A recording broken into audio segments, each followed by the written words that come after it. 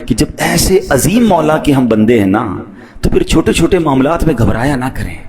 ہاں ہمارے لیے بعض اوقات معاملہ بڑا ہوتا ہے، میرے رب کے لیے کچھ بھی نہیں ہے. ہاں کیوں کر نہ میرے کام بنے غیب سے حسن، کیوں کر نہ میرے کام بنے غیب سے حسن، بندہ بھی ہوں تو کیسے بڑے کارساز کا. اس عظیم مولا کا بندہ ہو کر پھر ہم گھبراتے ہیں، پھر ہم ٹینشن میں آ جاتے ہیں، پھر ہم دنیا والوں کے چکر لگاتے ہیں. زندگی کا ایک اصول بنا لیں، اپنے کام سپرد کریں اپنے رب کے. پرابلم میں آ گئے کہ اللہ مالک ہے، وہ اللہ ہے ہی، جب مالک ہی وہی ہے، کریم بھی وہی ہے، خالق وہی ہے، اس پوری کائنات کو چلا رہا ہے، تو میرے پرابلمز اس کے لیے کچھ بھی نہیں ہے. بس پرابلم یہ کہ میرا اس سے کنیکشن لوز ہو جاتا ہے، میرا رابطہ کم ہو جاتا ہے، میرا بھروسہ ہل جاتا ہے، یقین شیک ہو جاتا ہے. اب یقین کریں جس کا رب پر بھروسہ مضبوط ہو جائے نا، اس کے کام کیسے غیب سے بنتے ہیں. کچھ لوگ پریشانی میں ہوں گے، قرضے میں ہوں گے، کسی ڈیفیکلٹی میں ہوں گے، گھبرا جاتے ہیں اور جناب بڑے پریشان ہو جاتے ہیں، ڈپریشن میں چلے جاتے ہیں. اب دو تین باتیں سنیے گا.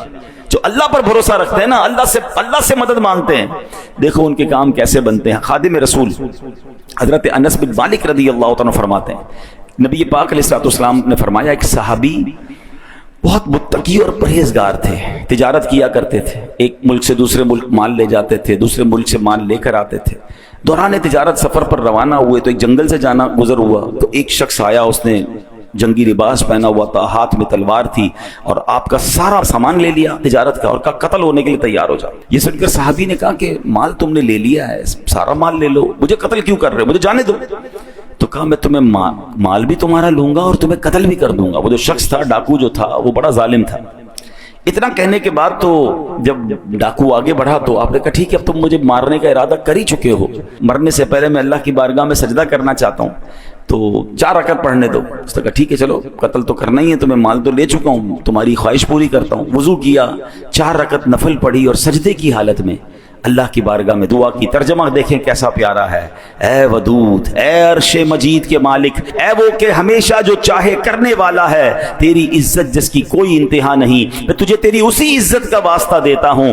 اے ایسی بادشاہت کے مالک جس پر کوئی دباؤ نہیں ڈال سکتا، وہ نور جس سے تیرا عرش روشن ہے، میں تجھے اسی نور کا واسطہ دیتا ہوں. اے میرے پروردگار، مجھے اس ڈاکو کے شر سے محفوظ فرما. اے مدد کرنے والے میری مدد فرما، اے مدد کرنے والے میری مدد فرما، اے مدد کرنے والے میری مدد فرما. صحابی رسول نے گر گڑا کر 3 بار یہ دعا پڑھی. ابھی دعا سے فارغ نہ ہوئے تھے، اچانک ایک گھڑ سوار آئے، ان کے ہاتھ میں بھی تلوار ہے. اس ڈاکو کا کام تمام کیا، اس کو جناب مار کر اب وہ واپس جانے لگے. تو اب جب وہ گھڑ سوار جو آئے تھے، صحابی رسول کہتے ہیں آپ کون ہیں، اس جنگل میں کہاں سے آ گئے، میری مدد کیسے کی آپ نے؟ اللہ اکبر. گھڑ سوار کہتے ہیں میں اللہ کے فرشتوں میں سے ایک فرشتہ ہوں، 4 آسمان سے آپ کی مدد کے لیے آیا ہوں.